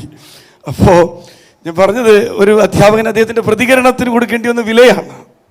അത് അദ്ദേഹം അത് ലീഗലായി തിരിച്ചു വാങ്ങി, അത് വേറൊരു കാര്യം. ഞാൻ പറഞ്ഞു വരുന്നത്, അപ്പോൾ ആ ഒരു പ്രതികരണത്തിൻ്റെ പേരിൽ അപ്പോൾ ആ പ്രതികരണം നഷ്ടപ്പെട്ട ആളുകളാണ് നമ്മുടെ ചുറ്റുമുള്ള അധ്യാപകരിൽ പലരും, അത് നമുക്കറിയാം. അപ്പോൾ അധ്യാപകർ ഇതിൽ സംഭവിക്കുന്നത്, ഇപ്പോൾ അജ്മൽ പറഞ്ഞ ഇതിൽ ചില വിഷയങ്ങളുണ്ട്. ഒന്ന്, നമ്മുടെ നാട്ടിൽ ഇപ്പോൾ ഒരു കാര്യം എന്താണെന്ന് വെച്ചാൽ, നാട്ടിലെ വിദ്യാഭ്യാസത്തിൻ്റെ സാമൂഹ്യമായ സാമ്പത്തികമായ പ്രശ്നങ്ങളെയെല്ലാം നമുക്ക് ടെക്നോളജിയിലൂടെ അഡ്രസ്സ് ചെയ്യാം, പരിഹരിക്കാം എന്ന് പറയുന്ന വളരെ അപകടകരമായ ഒരു സംഗതി കടന്നു വരുന്നുണ്ട്. അപ്പോൾ ടെക്നോക്രാറ്റുകൾ നമ്മൾ നേരത്തെ വിദ്യാഭ്യാസ വിദഗ്ധരെയാണ് നമ്മൾ ഇതിന് കണ്ടിരുന്നതെങ്കിൽ ഇപ്പോൾ ഇതിൻ്റെയൊക്കെ പരിഹാരകരായിട്ട് വരുന്ന ടെക്നോക്രാറ്റുകളാണ്. നോക്കൂ, ഇപ്പോൾ ഒരു നാഷണൽ എഡ്യൂക്കേഷൻ പോളിസിയുടെ ഫ്രെയിംവർക്ക് രൂപകൽപ്പന ചെയ്യുന്നത് കസ്തൂരി രംഗനാണ്. Basically he was a technocrat. ആരാണ്? DS കോത്താരി എന്ന പേര് നമ്മൾ പറയുന്നു അല്ലേ, ദൗലത് സിംഗ് കോത്താരി എന്ന പേര് പറയുന്നു. പ്രൊഫസർ യശ്പാൽ എന്ന് നമ്മൾ പറയുന്നു അല്ലേ, യശ്പാൽ കമ്മിറ്റി റിപ്പോർട്ട്. നമ്മൾ ലക്ഷ്മണസ്വാമി മുതലിയാർ എന്ന് നമ്മൾ പറയുന്നു. ഡോക്ടർ S രാധാകൃഷ്ണൻ എന്ന് പറയുന്ന സ്ഥാനത്താണ് ഈ ടെക്നോക്രാറ്റുകൾ വരുന്നത്. അപ്പോൾ വിദ്യാഭ്യാസത്തിലെ അരികുവൽക്കരണത്തിൻ്റെ പ്രശ്നത്തെ നിങ്ങൾക്ക് ടെക്നോളജി കൊണ്ട് പരിഹരിക്കാനാകും എന്ന് പറയുന്ന വളരെ ഇത്തരം ചില യുക്തികൾ, യുക്തിയാണോ അത് കുയുക്തിയാണോ അയുക്തിയാണോ എന്ന് എനിക്ക് അറിയില്ല. ഇപ്പോൾ ഇത്തരം ചില കാര്യങ്ങൾ വരികയാണ്. കുട്ടികൾ കൊഴിഞ്ഞു പോകുന്നതിൻ്റെ പ്രശ്നത്തെ നിങ്ങൾക്ക് അൽഗോരിതത്തിലൂടെ നിങ്ങൾക്ക് പരിഹരിക്കാൻ കഴിയും. കുട്ടികളുടെ കൊഴിഞ്ഞുപോക്കിൻ്റെ, ആദിവാസി വിഭാഗത്തിൽപ്പെട്ട കുട്ടികളുടെ എഴുത്തിൻ്റെയും വായനയുടെയും ഭാഷ കൊണ്ട് മുറിവേക്കുന്നതിൻ്റെയൊക്കെ പ്രശ്നങ്ങളെ, ഡിജിറ്റൽ ഡിവൈഡിൻ്റെ വലിയ സങ്കടങ്ങളെ നിങ്ങൾക്ക് ഈ അൽഗോരിതം കൊണ്ട് മറികടക്കാമെന്ന് പറയുന്ന ചില ചിന്തകൾ, ഞാൻ നേരത്തെ പറഞ്ഞ ചില കാഴ്ചപ്പാടുകൾ നമ്മളിലേക്ക് അടിച്ചേൽപ്പിക്കപ്പെടുന്നുണ്ട്. വേറെ തരത്തിൽ അജ്മൽ നേരത്തെ സൂചിപ്പിച്ച ഈ നമ്മുടെ ചിന്തയെ മാറ്റിമറിക്കുന്ന നമ്മൾ ഇപ്പോൾ പാലസ്തീൻ യുദ്ധത്തിലെ ടെക് കമ്പനികളുടെ ടെക് ജയൻസിൻ്റെ റോള് ചർച്ച ചെയ്യപ്പെട്ടതാണ്. നമ്മളല്ല, യുഎൻ്റെ സ്വതന്ത്ര നിരീക്ഷക മുന്നോട്ട് അവർ UN കൊടുത്ത റിപ്പോർട്ടിലാണ് പറയുന്നത്, ഈ മെറ്റ അടക്കമുള്ള സിലിക്കൺ വാലി ടൈക്കൂണുകൾ എങ്ങനെയാണ് പാലസ്തീനിലെ ജനങ്ങളെ ഫേസ് ഐഡൻറ്റിഫൈ ചെയ്തതിൽ, ലൊക്കേറ്റ് ചെയ്തതിൽ, അവരെ എങ്ങനെ ടെക്നോളജി എങ്ങനെ യുദ്ധത്തെ ഈ പുതിയ കാലഘട്ടത്തിലെ യുദ്ധത്തെ എങ്ങനെ സ്വാധീനിച്ചു എന്നുള്ള ഒരുപാട് പഠനങ്ങൾ വന്നിട്ടുണ്ട്.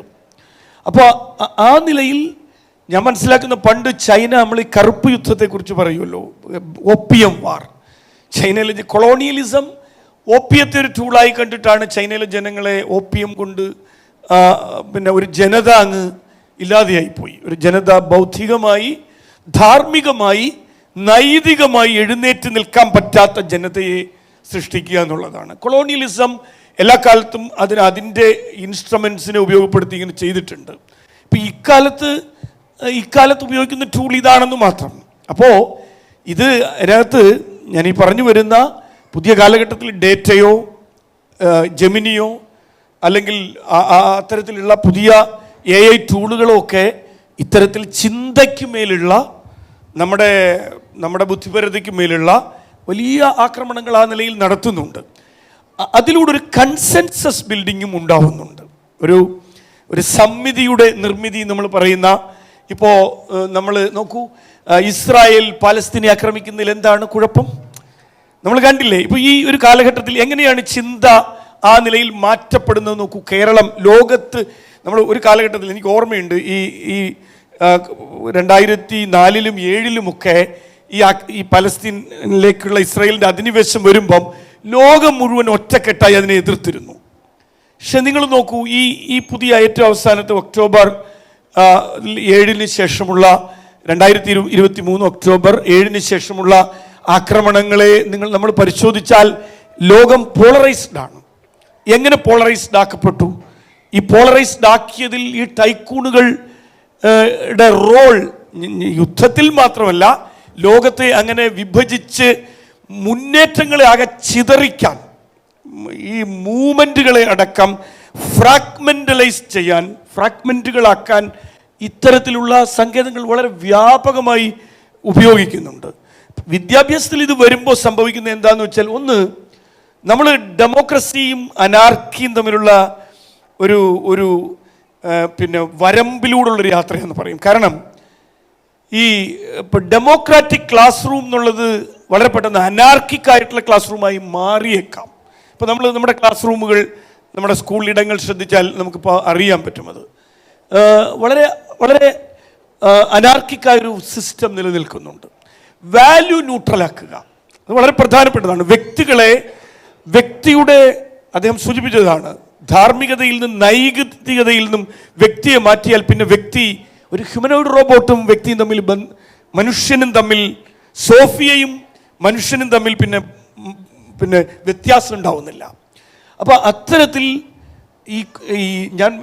നമ്മൾ ഇപ്പോൾ ഈ ചില രാജ്യങ്ങൾ, ഇപ്പോൾ ഈ സ്കാൻഡിനേവിയൻ രാജ്യങ്ങളൊക്കെ, ഞാനിപ്പോൾ അവസരം നോക്കുമ്പോൾ ഈ ഡെൻമാർക്കിലൊക്കെ, ഈ സ്കാൻഡിനേവിയയിലെ ചില രാജ്യങ്ങളൊക്കെ ഇപ്പം ഇത് അവരെ കൂടി വിഴുങ്ങുന്നൊരു സംഗതിയാണെന്ന് തിരിച്ചറിഞ്ഞപ്പെട്ട ഏതോ ഒരു നിമിഷത്തിൽ ഇപ്പോൾ ഈ ചെറിയ കുട്ടികൾക്ക്, ഒരു LP പ്രൈമറി ലെവലിലുള്ള കുട്ടികൾക്ക് ടെക്നോളജി പാടെ ഒഴിവാക്കുകയാണ്.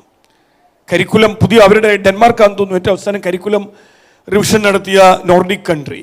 അപ്പോൾ അവർ ഈ കുട്ടികളെ പാടെ ഇതിൽ നിന്ന് മാറ്റി നിർത്തുകയാണ്.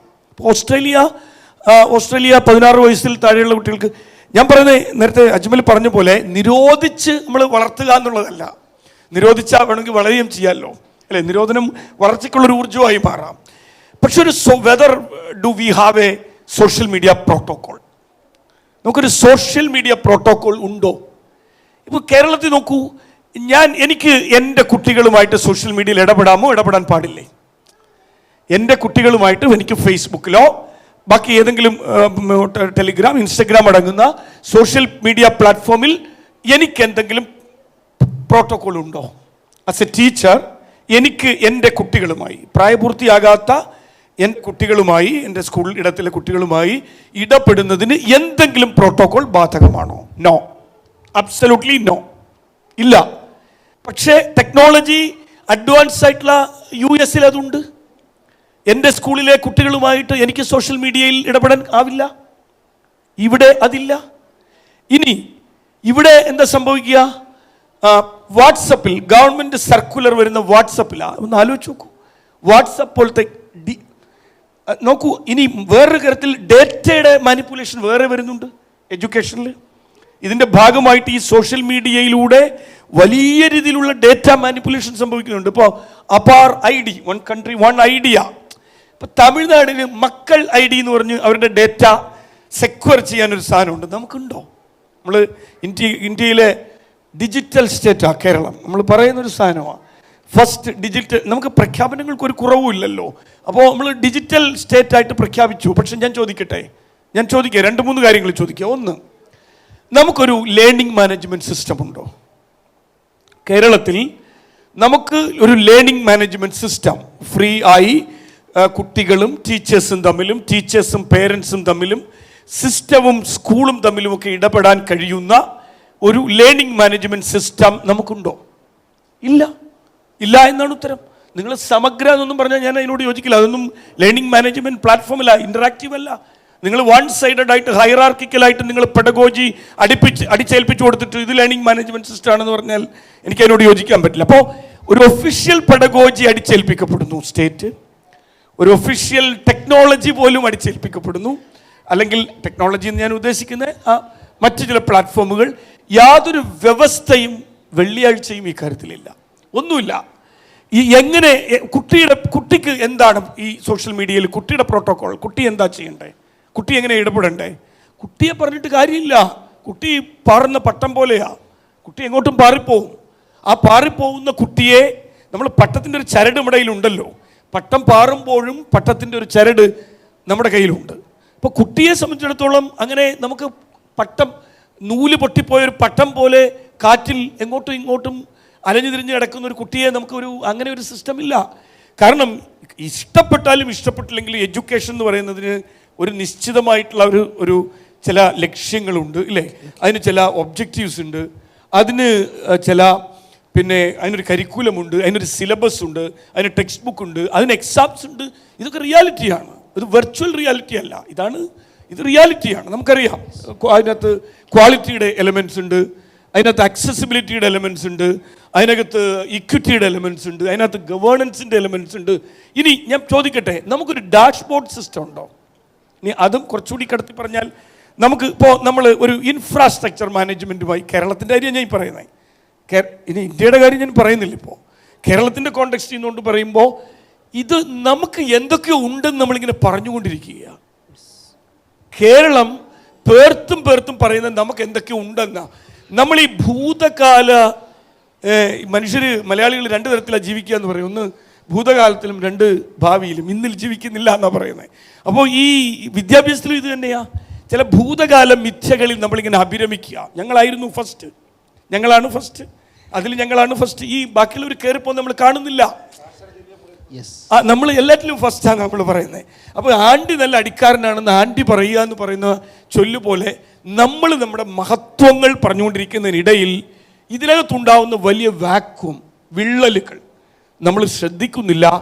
ആ വിള്ളലുകളിലൂടെ കയറി വരുന്ന ആശയങ്ങൾ എന്താണ്, ചിന്തകൾ എന്താണ്, കാഴ്ചപ്പാടുകൾ എന്താണ്, അത് നമ്മുടെ ജീവിതത്തിൽ ഏൽപ്പിക്കുന്ന പ്രത്യാഘാതങ്ങൾ എന്താണ്, സ്പെസിഫിക് ആയിട്ടുള്ള ഇഷ്യൂസ് ആയിട്ട് നമ്മൾ ഇതിനെല്ലാം അഡ്രസ്സ് ചെയ്യുന്നത്. മരം കാണുന്നു, കാട് കാണുന്നില്ല. ഇവിടെ അമ്മയെ മകൻ ക്യാൻസർ ബാധിതയായ അമ്മയെ, ഇങ്ങനെയുള്ള സ്പെസിഫിക് എക്സാമ്പിൾസ് ഉണ്ട്. പക്ഷേ ഈ സ്പെസിഫിക് എക്സാമ്പിൾസിനെല്ലാം പിന്നിൽ ശ്രീ ടി കെ അഷ്റഫ് നേരത്തെ സൂചിപ്പിച്ച വലിയ വേറൊരു സാധനമുണ്ട്. അത് ഇതിനു മുമ്പ് തന്നെ നമ്മുടെ നാട്ടിൽ നിന്ന് പോയ ഒരു വാല്യൂ സിസ്റ്റമാണ്, ഒരു മൂല്യവ്യവസ്ഥയാണ്. ലോകത്തിലെ എല്ലാ ജനതയ്ക്കും ഒരു വാല്യൂ സിസ്റ്റം ഉണ്ട്. നമ്മൾ ഇഷ്ടപ്പെട്ടാലും ഇഷ്ടപ്പെട്ടില്ലെങ്കിലും ലോകത്തിലെ എല്ലാ ജനതയ്ക്കും അവരുടെ ഒരു വാല്യൂ സിസ്റ്റമുണ്ട്. ആ വാല്യൂ സിസ്റ്റം നഷ്ടപ്പെട്ട് കഴിഞ്ഞാൽ പിന്നെ എന്തും ഇവിടേക്ക് വരും. നമുക്ക് നിവർന്നു നിൽക്കാൻ കരുത്തുണ്ടാവില്ല, നമുക്ക് ചോദ്യം ചെയ്യാൻ കഴിയില്ല. സംഗതി ഇങ്ങ് കയറി പോരും. കയറി വന്ന് നമ്മൾ ഏറ്റവും അഗാധതയിലേക്ക് പോയിട്ട് പിന്നെ നമ്മൾ നിലവിളിക്കുന്ന പോലെയാണ് ഇപ്പോൾ സംഭവിച്ചുകൊണ്ടിരിക്കുന്നത്. അപ്പോൾ സ്വാഭാവികമായിട്ടും ഇത് ഏറ്റവും കൂടുതൽ അഡ്രസ്സ് ചെയ്യേണ്ടത് വിദ്യാഭ്യാസ വ്യവസ്ഥയാണ്. പക്ഷേ നിർഭാഗ്യകരമെന്ന് പറയട്ടെ, I'm not indicating any political parties or government. നിങ്ങൾ അങ്ങനെ തെറ്റിദ്ധരിക്കരുത്. ഞാൻ ഏതെങ്കിലും ഒരു പാർട്ടിയെക്കുറിച്ചോ ഗവൺമെൻറ്റിനെ കുറിച്ചോ അല്ല ഇത് പറയുന്നത്. വിദ്യാഭ്യാസ വ്യവസ്ഥയെ അതാര് ഭരിച്ചാലും, പക്ഷേ നിർബന്ധമായും അത്തരത്തിലൊരു പ്രോട്ടോകോൾ നിർബന്ധമായിട്ടും കേരളത്തിന് ആവശ്യമാണ്. ആ ക്യാമ്പയിൻ, കാരണം we are in a suicidal point. നമ്മൾ സൂയിസൈഡൽ പോയിന്റ് അല്ലാണ്, നമ്മൾ ആത്മഹത്യാ മുനമ്പിലാണ്. ഈ ലെമ്പിംഗ് എന്ന് പറഞ്ഞ കരടികൾ കൂട്ടമായിട്ട് പോയി ആത്മഹത്യ ചെയ്യുന്ന കഥ ധ്രുവപ്രദേശത്തുള്ള ആളുകൾ പറയുന്ന പോലെ നമ്മൾ ഈ ഒരു സോഷ്യൽ മീഡിയ ഒരു സൂയിസൈഡൽ പോയിന്റിൽ നിൽക്കുകയാണ്. അവിടുന്ന് നമ്മളെ ഇത് തിരിച്ചു വിളിക്കാൻ, തിരിച്ചു പിടിക്കാൻ, ഈ പറഞ്ഞ പോലെ നമുക്ക് പാടെ അതിനെ തകർത്തുകൊണ്ടല്ല, ചില ആൾട്ടർനേറ്റീവ് മോഡൽസ്, ചില ആൾട്ടർനേറ്റീവുകൾ, ഈ പറഞ്ഞ പ്രോട്ടോകോൾ ഒരു ആൾട്ടർനേറ്റീവാണ്, ഒരു ആൾട്ടർനേറ്റീവ് മോഡലാണ്. അത്തരത്തിൽ ചില ഇടപെടലുകൾ നമ്മൾ പണ്ടങ്ങനെ കേരളത്തിൽ ചില ശ്രമമൊക്കെ നടത്തിയിട്ടുണ്ട്. ഈ ഫ്രീ സോഫ്റ്റ്വെയർ എന്നൊക്കെ പറഞ്ഞു. പിന്നെ അതൊക്കെ എന്ത് സംഭവിച്ചു എന്ന് പറഞ്ഞാൽ, ഈ പശുവിനെ കുറ്റിയിൽ കെട്ടിയിട്ട് പശു അതിൻ്റെ ചുറ്റും കിടന്ന് കറങ്ങുന്ന പോലെ പുതിയ കാലത്തിലേക്ക് നമുക്കതിനെ കൊണ്ടുവരാനൊന്നും പറ്റിയില്ല. അവിടെ നിൽക്കുക.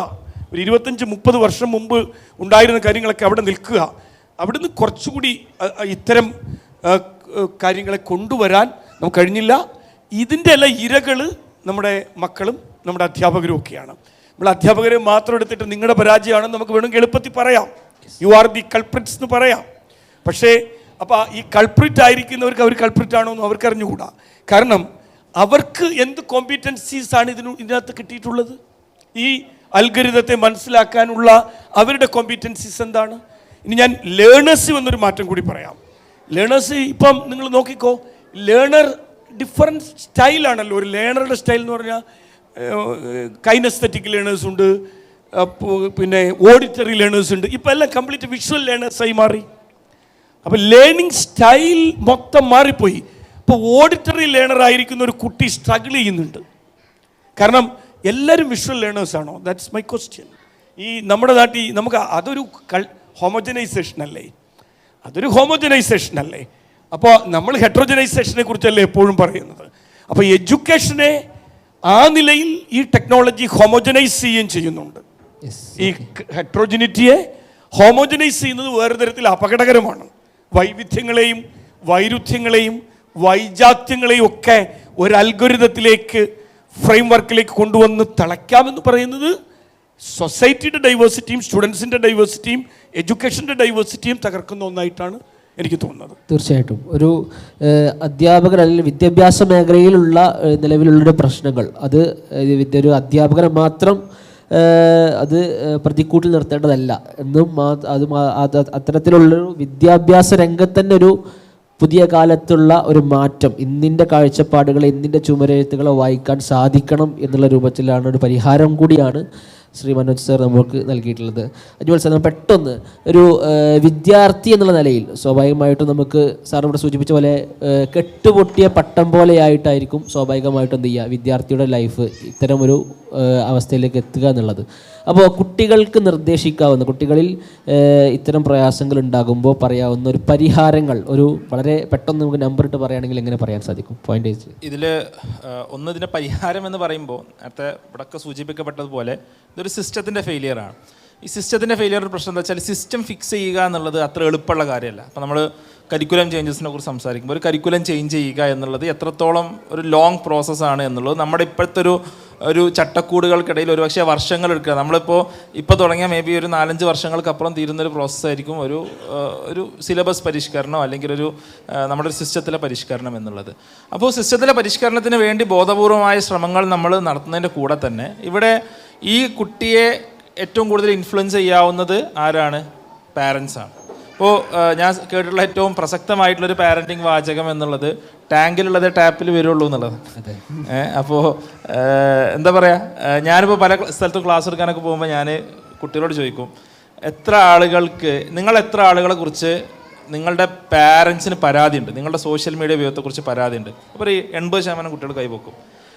അപ്പോൾ ഞാൻ ഒന്നും കൂടി ചോദിക്കും, നിങ്ങൾക്ക് എത്ര ആൾക്കാർക്ക് നിങ്ങളെ പാരൻസിൻ്റെ സോഷ്യൽ മീഡിയ ഉപയോഗത്തെക്കുറിച്ച് പരാതിയുണ്ട്? അപ്പോൾ ഇതേ 80% പിന്നെയും കൈവക്കും. അത് ഒന്ന് ട്രൈ ചെയ്ത് നോക്കാവുന്നതാണ്. അപ്പോൾ എന്താ പ്രശ്നം എന്ന് വെച്ചാൽ കുട്ടി എന്താ ഇത് കാണുമ്പോൾ സ്വാഭാവികമായിട്ട് ഇത് കുഴപ്പമില്ല എന്നുള്ളൊരു ചിന്ത സ്വാഭാവികമായിട്ടും വരും. അപ്പോൾ ഇവിടെ ഒന്ന് പാരൻസിൻ്റെ ഭാഗത്തു നിന്നുള്ളൊരു റിസ്ട്രെയിൻ, നമ്മുടെ യൂസേജ് എത്ര ഉണ്ട് എന്നുള്ളത് എല്ലാ പാരൻസും വളരെ നിർബന്ധപൂർവ്വം ആലോചിക്കുകയും ചിന്തിക്കുകയും വേണം. അത് ഏറ്റവും സിമ്പിളായിട്ട് ഇപ്പോൾ ഒരു രാത്രി കിടക്കുമ്പോൾ ഇപ്പോൾ നമ്മളടക്കമുള്ള ആൾക്കാർ ഇപ്പോൾ സോഷ്യൽ മീഡിയ നമ്മൾ എന്ത് ചെയ്യുന്നു, നോക്കുന്നു. അത് നമ്മുടെ ഇപ്പോൾ റീസെൻ്റ് ആയിട്ടുള്ള പഠനങ്ങളിൽ വന്നിട്ടുള്ള നമ്മുടെ ഉറക്കത്തെ ബാധിക്കുന്നു എന്നുള്ള പഠനങ്ങളുണ്ട്. ഈ ഉറക്കത്തെ ബാധിക്കുന്നത് വേറെ എന്തിനൊക്കെ ബാധിക്കുന്നു എന്നുള്ളത് വേറെ വലിയൊരു വിഷയമാണ്. ഒരു കുട്ടിയുടെ ഉറക്കത്തെ ബാധിച്ചു കഴിഞ്ഞാൽ അത് അവൻ്റെ നാളത്തെ ക്ലാസ്സിലുള്ള മൂഡിനെയും മറ്റു കാര്യങ്ങളൊക്കെ ബാധിക്കും. അപ്പോൾ അത് വീട്ടിൽ നിന്ന് തുടങ്ങേണ്ട ഒരു കാര്യമാണ് എന്നുള്ളതാണ്. ഈ പറഞ്ഞ പോലെ കുട്ടികളെ സംബന്ധിച്ചിടത്തോളം ആൾട്ടർനേറ്റീവ്സ് എന്താണ് നമുക്ക് പരിചയപ്പെടുത്തി കൊടുക്കാനുള്ളത്? നേരത്തെ നമ്മുടെ മനോഹരമായിട്ടുള്ള നമ്മുടെ പാനലിൽ, കുട്ടികളുടെ പാനലിൽ കോഡിങ് പഠിക്കുന്ന കുട്ടികൾ ഒരുപാട് റിസോഴ്സസ് ഫ്രീലി അവൈലബിൾ ആണ്. code.org പോലുള്ള വെബ്സൈറ്റുകളുണ്ട്, മാത്തമാറ്റിക്സ് പഠിക്കാനുള്ളതുണ്ട്, ഇംഗ്ലീഷ് പഠിക്കാനുള്ളതുണ്ട്. പക്ഷേ ഇങ്ങോട്ടൊന്നും നമ്മൾ പോകുന്നില്ല എന്നുള്ളതാണ്. ഇപ്പം ഞാൻ ഇന്നലെ ഒരു ആപ്പിനെ കുറിച്ച്, ഫ്രീഡം എന്ന് പറയുന്ന ഒരു ആപ്പ്, റീഡ് ചെയ്യാൻ കുട്ടികൾക്ക് സ്റ്റോറീസ് പഠിക്കാനുള്ള ഒരു CBSE തന്നെ അലോക്കേറ്റ് ചെയ്തൊരു ആപ്പിനെ കുറിച്ച് ഞാൻ ഇന്നലെ വായിക്കേണ്ടായി. അപ്പോൾ ഇങ്ങനെയുള്ള ഒരുപാട് റിസോഴ്സസ് നമുക്ക് ഓൺലൈനിൽ അവൈലബിൾ ആണ്. പല കാര്യങ്ങൾ പഠിക്കാനുള്ള റിസോഴ്സസ് എന്താണ് അവൈലബിൾ ആണ്, പെയ്ഡ് ആയിട്ടും അൺപെയ്ഡ് ആയിട്ടൊക്കെ ഉണ്ട്. ഇപ്പോൾ ഞാനിപ്പോൾ വെക്കേഷൻ സമയമാണ്. വെക്കേഷൻ സമയം കുട്ടികൾ എന്ത് ചെയ്യണം എന്നിപ്പോൾ ഞാൻ എൻ്റെ വീട്ടിലെ കാര്യം പറയാം. എൻ്റെ വീട്ടിൽ എൻ്റെ മോനെ എന്താണ് നോക്കാൻ, എന്താ പറയുക, സ്കൂളിൽ പോയില്ലെങ്കിൽ നോക്കാൻ ഒന്നുകിൽ എൻ്റെ കൂടെ ഓഫീസിൽ വരണം, അല്ലെങ്കിൽ വൈഫ് ആരെങ്കിലും വീട്ടിൽ വേണം. വളരെ എന്താ പറയുക, എൻ്റെ വീട്ടിലെ അവസ്ഥ അതാണ്. അപ്പോൾ ഞാനിങ്ങനെ നോക്കുമ്പോൾ ഒരു ചിത്രം കുഴപ്പമില്ലാതെ ഇങ്ങനെ ചിത്രമൊക്കെ വരക്കും. അപ്പോൾ സിംപ്ലി ഡ്രോ എന്ന് പറഞ്ഞൊരു ആപ്പ് ഉണ്ട്. ആ ആപ്പ് ഞാൻ അവന് മേടിച്ചോളൂ. അപ്പോൾ നോക്കുമ്പോൾ ഇങ്ങനെ ഇരുന്ന് ചിത്രം വരച്ചോളും. ദിവസം ഒരു 5-6 ചിത്രമൊക്കെ ഞാൻ വരച്ചോളും. അപ്പോൾ എവിടെ എൻഗേജ് ചെയ്യണം എന്നുള്ളത് ബോധപൂർവം പാരൻസ് ആലോചിക്കണം. അപ്പോൾ ഇതെന്താ വെച്ചാൽ നമ്മൾ സ്കൂൾസിനെ ഔട്ട്സോഴ്സ് ചെയ്തിക്കുക. ആ സ്കൂളിൽ വിട്ടാൽ പിന്നെ ഫുള്ള് സ്കൂളിൻ്റെ ബാധ്യതയാണ്, അവിടുത്തെ അധ്യാപകരെ ബാധ്യതയാണ്. ഒരു അധ്യാപകൻ 1 മണിക്കൂർ അല്ലെങ്കിൽ ഒരു പീരീഡ് 40 മിനിറ്റാണ് ഒരു കുട്ടിയുടെ കൂടെ ഉണ്ടാവുക. ഒരു പാരൻ്റ് എത്ര സമയം ഉണ്ടാവും? ഈ ചിന്താഗതി പാരൻസിന് ഭൂരിഭാഗം ആൾക്കാർക്കുണ്ട്. ഇതെന്ത് ചെയ്യണം? ഇത് നമ്മൾ തലേന്ന് പറിച്ച് കളയണം. ഇവിടെ പാരൻസിനാണ് ഏറ്റവും വലിയ റോൾ എടുക്കാനുള്ളത്. അത് എടുത്തു കഴിഞ്ഞാൽ ഒരു കുട്ടിയെ ഏറ്റവും നന്നായിട്ട് അറിയുന്ന ആരാ? ആ പാരൻറ്റ് ആയിരിക്കും. എന്നെ പല ആൾക്കാരൊക്കെ വിളിക്കും, ഒരു +2 കഴിഞ്ഞിട്ടാണ് വിളിക്കുക. എന്നിട്ട് പറയും, സാർ എൻ്റെ കുട്ടി ഏത് കോഴ്സിനാണ് പോവുക? നിങ്ങളെ കുട്ടി ഏത് കോഴ്സിനാണ് പോകാമെന്ന് ഞാനാണോ പറയേണ്ടത് അതോ നിങ്ങളാണോ പറയേണ്ടത്? ആസ് എ പാരൻറ്റ് നിങ്ങൾക്ക് അറിയണമെങ്കിൽ ഞാൻ എന്ത് പറയാനാണ്? 12-18 കൊല്ലം ആ കുട്ടിയുടെ ഒപ്പം ഉണ്ടായിട്ട് ആ കുട്ടിയുടെ കഴിവെന്താണെന്നോ, അവന് ഇത് കോഴ്സ് അറിയില്ല എന്നുണ്ടെങ്കിൽ അവൻ്റെ കഴിവെന്താണെന്നുള്ളതോ, അല്ലെങ്കിൽ അവൻ എന്തിൽ കഴിവില്ല എന്നുള്ളതോ തിരിച്ചറിയാൻ നിങ്ങൾക്ക് സാധിച്ചിട്ടില്ലെങ്കിൽ അതൊരു പാരൻറ്റിൻ്റെ പരാജയമല്ലേ? അപ്പോൾ നമ്മൾ നമ്മുടെ കുട്ടികളുടെ മേലെ സമയം ഇൻവെസ്റ്റ് ചെയ്യണം. നേരത്തെ ഇവിടെ ഇരുന്ന് ഓരോ കുട്ടിയെ നമ്മൾ ശ്രദ്ധിക്കാം. എനിക്ക് പല ആൾക്കാരെയും പേഴ്സണലി അറിയാം. നേരത്തെ ഈസ, മൂസ, അതേപോലെ അയാസ്, അയാൻ, ഇവരൊക്കെ ഇരുന്നു. ഇവരെ പാരൻസിനെ എനിക്കറിയാം. ആ പാരൻസ് ആ കുട്ടികളുടെ മേലെ എന്ത് ചെയ്തിട്ടുണ്ട്? ഒരു പണി എടുത്തിട്ടുണ്ട്. ആ പണി എടുത്തത് കൊണ്ടാണ് എന്ത് ചെയ്യുന്നത്?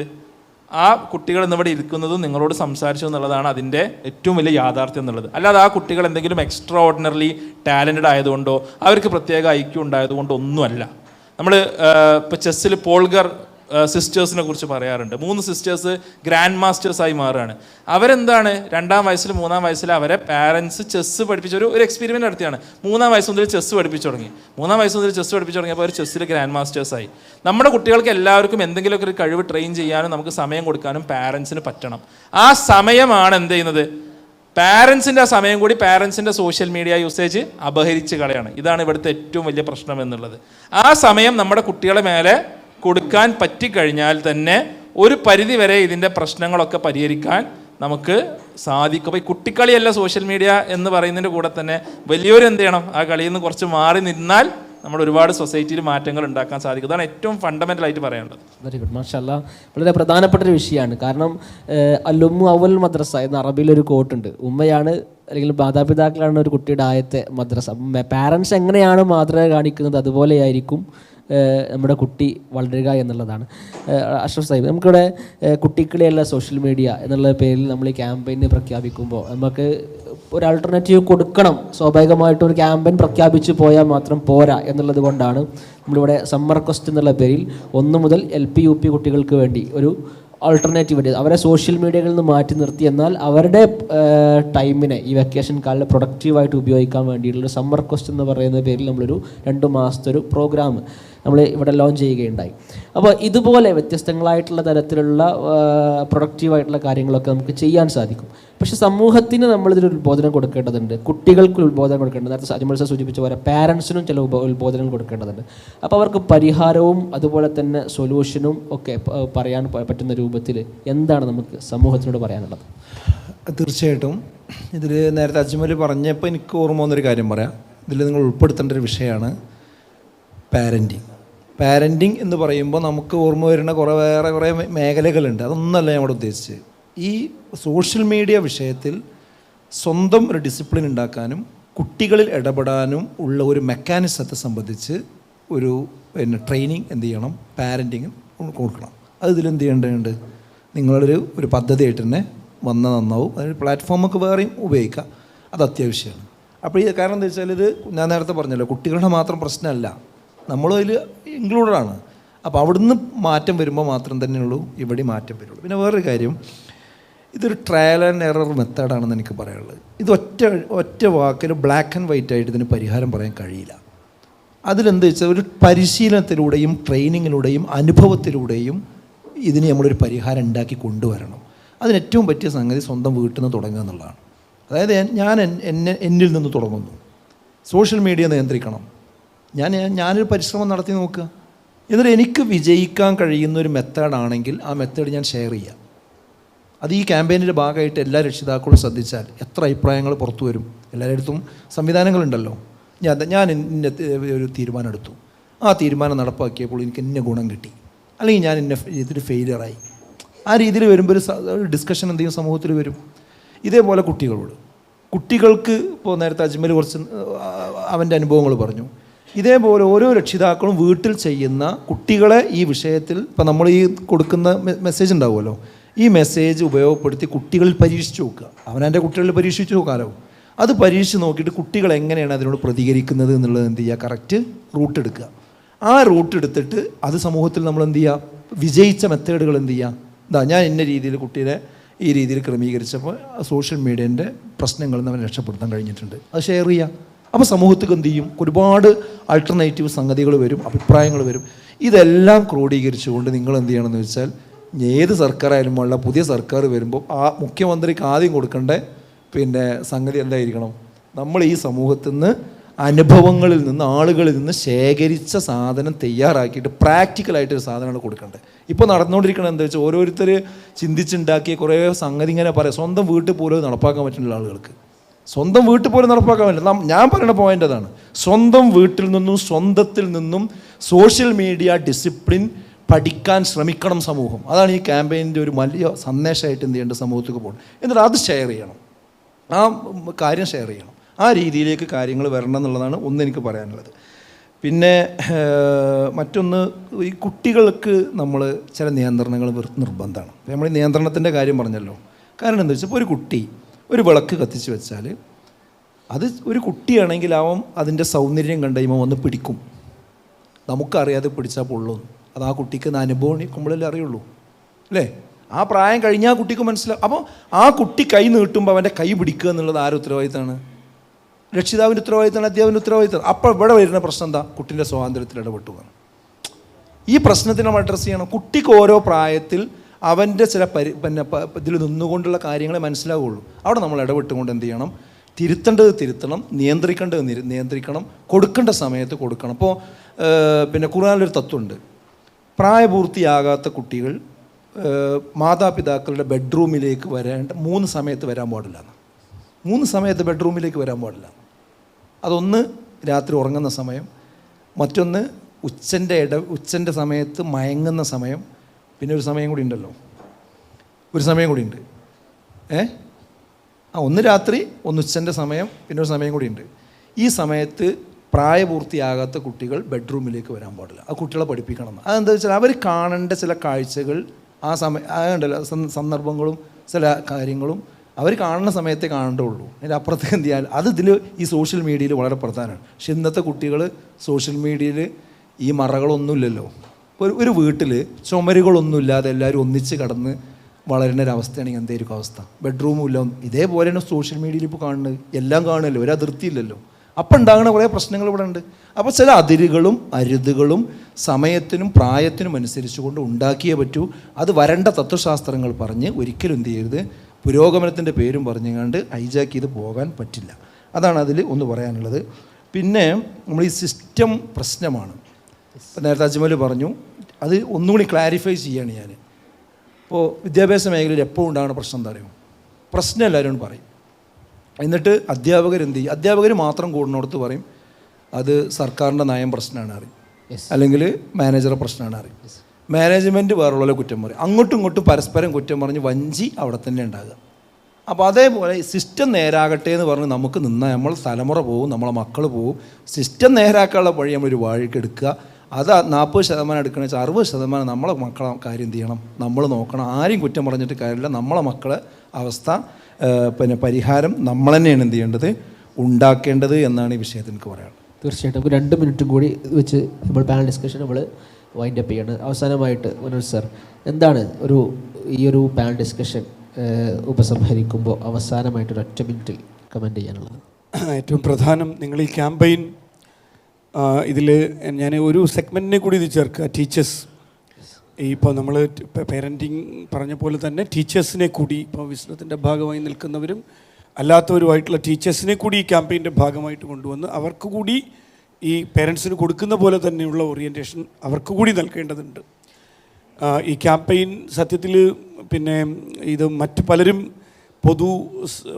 മുഖ്യധാരയിലൊക്കെ നിൽക്കുന്ന ഒരുപാട് രാഷ്ട്രീയ പാർട്ടികളും പ്രസ്ഥാനങ്ങളും ഒക്കെ ഏറ്റെടുക്കേണ്ട ഒരു ക്യാമ്പയിനാണ്. പക്ഷേ നമ്മൾ ഈ പറഞ്ഞ പോലെ സിസ്റ്റത്തെ നമുക്ക് രണ്ട് മൂന്ന് തരത്തിൽ തിരുത്താം. ഒന്ന്, സിസ്റ്റത്തിനെ വെളിയിൽ നിന്ന് തിരുത്താം, സിസ്റ്റത്തിനുള്ളിൽ നിന്ന് തിരുത്താം. സിസ്റ്റത്തിനുള്ളിൽ നിന്ന് തിരുത്തുന്നതോടൊപ്പം നമുക്ക് തിരുത്തുകയും ചെയ്യാം. അങ്ങനെയുള്ള പല ഡൈമെൻഷൻസ് ഉണ്ട്. അപ്പോൾ നമുക്ക് ചെയ്യാവുന്ന ഏറ്റവും പ്രധാനപ്പെട്ട കാര്യം ഈ ക്യാമ്പയിൻ വലിയ ഒരു മാസ് ക്യാമ്പയിൻ ആക്കുകയും ആ മാസ് ക്യാമ്പയിനിലൂടെ കേരളം ഉണ്ടാക്കേണ്ട ഒരു പ്രോട്ടോക്കോൾ ഇക്കാര്യത്തിൽ സോഷ്യൽ മീഡിയ പ്രോട്ടോക്കോളിന് നമ്മൾ കേരളത്തിൽ ഭരിക്കാൻ പോകുന്നവരും പ്രതിപക്ഷത്തിരിക്കുന്നവരും ഒക്കെ ആയിട്ടുള്ള ആളുകളെ അവരെ നമ്മൾ ഇൻറ്റേർണലൈസ് ചെയ്യണം ഇക്കാര്യം. അതിന് നമ്മളുടെ കയ്യിൽ നമ്മൾ ചുമ്മാ എന്തെങ്കിലും പറയുകയല്ല, നേരത്തെ സൂചിപ്പിച്ചതുപോലെ നമ്മുടെ കയ്യിൽ കൃത്യമായിട്ടുള്ള എവിഡൻസസ് വെച്ചുകൊണ്ട്, കൃത്യമായിട്ടുള്ള ഡോക്യുമെൻറ്റ്സ് വെച്ചുകൊണ്ട്, കൃത്യമായിട്ടുള്ള അനാലിസിസ് വെച്ചുകൊണ്ട് നമ്മളവരെ അത് ബോധ്യപ്പെടുത്തുകയും ഇമ്മീഡിയറ്റായിട്ട് ഇനി വരാൻ പോകുന്ന ഒരു കാലഘട്ടത്തിൽ വരാൻ പോകുന്ന ഒരു ഘട്ടത്തിൽ കൃത്യമായി അത് എഡ്യൂക്കേഷനിലും മാത്രമല്ല സോഷ്യൽ സ്പിയറിലും എഡ്യൂക്കേഷനിലും ഒക്കെ തന്നെ ഈ ഒരു പ്രോട്ടോക്കോൾ, ഒപ്പം ഈ കുഞ്ഞുങ്ങൾ ഇവിടെ നേരത്തെ വന്നിരുന്ന കുഞ്ഞുങ്ങളുടെ മാതൃക നമ്മൾ അവതരിപ്പിക്കപ്പെടുകയും വേണം. അവർ ഇതാണ്, അവരുടെ മോഡൽ ഇതാണ്. സോഷ്യൽ മീഡിയയെ തന്നെ അല്ലെങ്കിൽ ഈ ടെക്നോളജിയെ തന്നെ എങ്ങനെ പോസിറ്റീവായിട്ടുള്ള ഒരു സാധ്യതയാക്കി മാറ്റി എന്നുള്ള അവരുടെ എക്സാമ്പിൾസ് ഉണ്ട്. ആ എക്സാമ്പിൾസ് നമ്മൾ സമൂഹത്തിന്, ഈ സിസ്റ്റത്തിനും സമൂഹത്തിനും നമ്മൾ കാണിച്ചു കൊടുക്കുകയും ഒപ്പം ഈ ക്യാമ്പയിൻ അപ്പോൾ 2-3-4 പ്രശ്നം മൾട്ടിപ്പിളാണ്. അല്ല ഈ പ്രശ്നം ഒന്നല്ലല്ലോ, ബഹുമുഖമായ പ്രശ്നങ്ങളാണ് ഇതിലുള്ളത്. സൊല്യൂഷനും ഒന്നല്ല, ബഹുമുഖമായ പ്രശ്നങ്ങളാണെങ്കിൽ അതിൻ്റെ പരിഹാരവും ബഹുമുഖമായിരിക്കണം, മൾട്ടിപ്പിൾ ആയിരിക്കണം. അപ്പോൾ നമ്മൾ വിചാരിക്കുകയാണ് നമ്മളൊരു ഡോക്യുമെൻ്റ് തയ്യാറാക്കി കൊണ്ടുപോയി കൊടുത്തു, പ്രശ്നം പരിഹരിക്കപ്പെട്ടു. നോ, ഒരുപക്ഷെ അത് തുടക്കമായിരിക്കാം. നമുക്ക് വീണ്ടും പല തലങ്ങളിൽ ഇത് ചെയ്യേണ്ടി വന്നേക്കാം. അപ്പോൾ ഈ ഒരു ക്യാമ്പയിൻ ഏറ്റവും ശക്തമായൊരു ക്യാമ്പയിനായിട്ട് പൊതുസമൂഹത്തെ കൂടി അവരെ കൂടി ക്യാമ്പയിൻ്റെ ഭാഗമാക്കിക്കൊണ്ട് സ്കൂളുകൾ, കോളേജുകൾ, യൂണിവേഴ്സിറ്റികൾ, സ്റ്റുഡൻസ്, പേരൻസ്, ടീച്ചേഴ്സ്, ആക്ടിവിസ്റ്റുകൾ, നമ്മുടെ സമൂഹത്തിലുള്ള മറ്റ് തലങ്ങളിൽ ഇടപെടുന്ന ആളുകൾ, അക്കാഡമിക്കുകൾ ഒക്കെ ഇതിൻ്റെ ഭാഗമാക്കിക്കൊണ്ടുള്ള ഒരു ഇടപെടൽ തീർച്ചയായിട്ടും അനിവാര്യമാണ്. എന്തായാലും അത് നിങ്ങൾ ഏറ്റെടുക്കാൻ, ഈ ഘട്ടത്തിൽ ഏറ്റെടുക്കാൻ ഇതൊരു നല്ല ഘട്ടമാണ്, നല്ലൊരു സമയമാണിത്. ഈ ഒരു സമയത്ത് തീർച്ചയായിട്ടും ഇത് ഏറ്റെടുക്കാൻ ഒരുപക്ഷെ ഞാൻ മനസ്സിലാക്കുന്നത് നിങ്ങളായിരിക്കും ഇതിപ്പോൾ ആദ്യമായി ഇങ്ങനെയൊരു ക്യാമ്പയിൻ കേരളത്തിൽ മുന്നോട്ട് വെച്ചിരിക്കുന്ന ഒരു സ്റ്റുഡൻറ് മൂവ്മെൻറ്റ് ഒരുപക്ഷെ വിസ്ഡം സ്റ്റുഡൻസ് ആയിരിക്കുമെന്നാണ് ഞാൻ മനസ്സിലാക്കുന്നത്. എന്തായാലും ആ ക്യാമ്പയിൻ മുന്നോട്ട് വെച്ച നിങ്ങൾക്ക് എല്ലാ അഭിനന്ദനങ്ങളും അഭിവാദ്യങ്ങളും അർപ്പിക്കുന്നു. ഓക്കെ, തീർച്ചയായിട്ടും ഈ ഒരു ചെറിയൊരു സമയത്ത് വളരെ ചുരുങ്ങിയ വാക്കുകളിൽ അതുപോലെ തന്നെ വളരെ ബൃഹത്തായ ചില സന്ദേശങ്ങളാണ് നമുക്ക് ഇവിടെ നമ്മുടെ ക്ഷണം സ്വീകരിച്ച് ഇവിടെ എത്തിയ ബഹുമാനായ ശ്രീ മനോജ് സർ നമുക്ക് നൽകിയത്. നമുക്ക് എല്ലാവർക്കും അറിയാവുന്ന അദ്ദേഹം മുൻ റിസർച്ച് ഓഫീസർ, SCRT മുൻ റിസർച്ച് ഓഫീസർ കൂടിയാണ്. അതുപോലെ തന്നെ 3 പുസ്തകങ്ങളുടെ ഓഥർ കൂടിയാണ് അദ്ദേഹം. ഈ ഒരു ക്ഷണം സ്വീകരിച്ച് ഇവിടെ എത്തിയ മനോജ് സാറിന് എല്ലാവരും കൃതജ്ഞത രേഖപ്പെടുത്തും. അതേപോലെ തന്നെ നമ്മോടൊപ്പം ഒരുപാട് ഈ ഒരു ക്യാമ്പയിനിൽ നിങ്ങൾ ഉൾപ്പെടുത്തേണ്ട കാര്യങ്ങളെന്ന് പറഞ്ഞ് കൃത്യമായിക്കൊണ്ട് നമ്മോട് പോയിൻ്റ് ഔട്ട് ചെയ്ത് നമുക്ക് ഉപദേശങ്ങൾ നൽകിയ ബഹുമാനായ വിസ്ഡം ഇസ്ലാമിക് ഓർഗനൈസേഷൻ്റെ general secretary T K Ashraf Sahib, അതുപോലെ തന്നെ വിസ്ഡം എഡ്യൂക്കേഷണൽ ബോർഡിൻ്റെ കൺവീനർ കൂടിയായിട്ടുള്ള മുഹമ്മദ് അജ്മൽ സി, എല്ലാവർക്കും കൃതജ്ഞത രേഖപ്പെടുത്തുന്നു. ഈ ഒരു പാനൽ ഡിസ്കഷൻ ഇവിടെ സമാപിക്കുകയാണ്.